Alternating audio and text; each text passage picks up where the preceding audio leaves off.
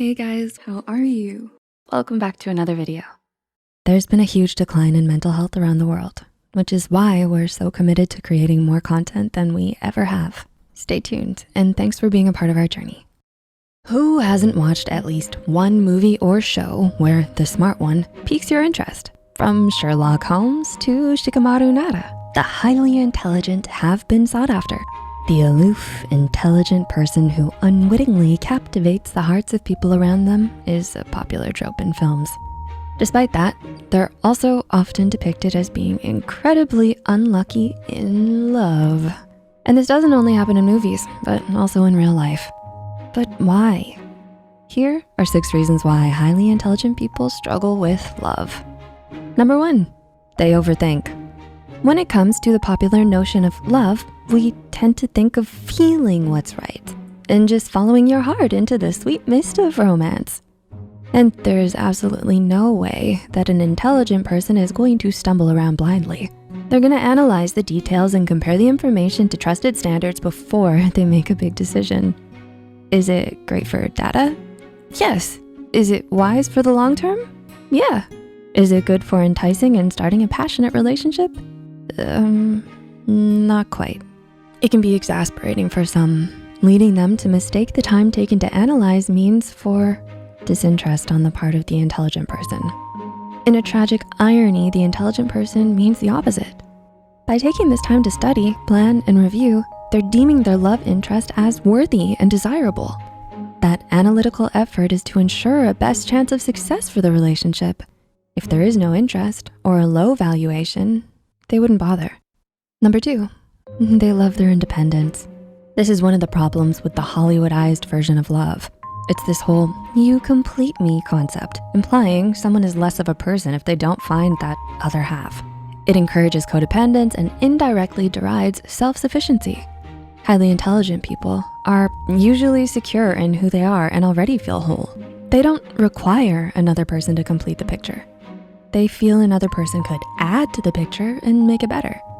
This can be interpreted by others as, this person just doesn't want me. In truth, this just means that they don't unnecessarily burden their partner. For example, the intelligent person understands their happiness is their own responsibility, not their partner's. Number 3, they prioritize their goals. This doesn't mean that they think their goals are more important than their partner's. It just means that they get things done. They won't be halfway to a goal, then abandon it suddenly to get swept into a romance. They can also see that some goals require a lot of attention and time, which means that relationships would have to be put on the back burner until the goal is done. They may not wanna have relationships at all until they've crossed the finish line. Intelligent people rather be single than have a partner who is not of the same mindset or is impatient, because they don't wanna end up in an unsupportive and bitter situation.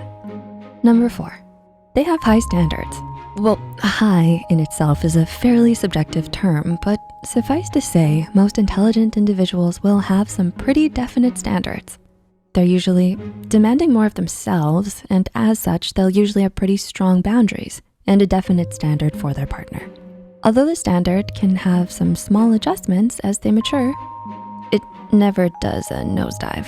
They'd usually prefer surfing through life solo than settling for a substandard relationship. Number 5, they think with their heads, but not their gut. The intelligent person tends to lean very heavily on the cold logic, like Spock. They won't even follow a gut instinct if they can't suss out the bits of evidence or clues that contribute to it. So when it comes to falling in love, the intelligent person often will hit the brakes asking, wait, why do I feel this way? They might mentally go through all of their favorite movies and consider any influences in their life to try to find a reason. They'll likely then analyze to see if those influences provide good proof.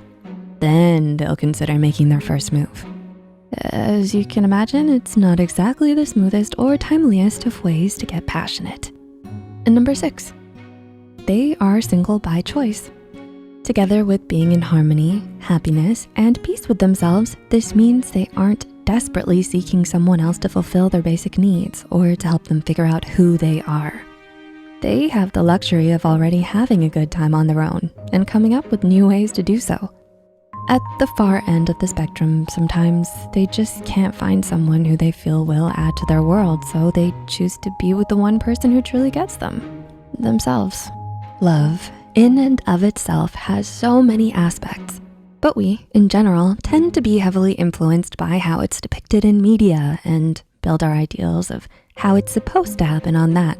Unfortunately, those that don't follow that particular popular format tend to struggle.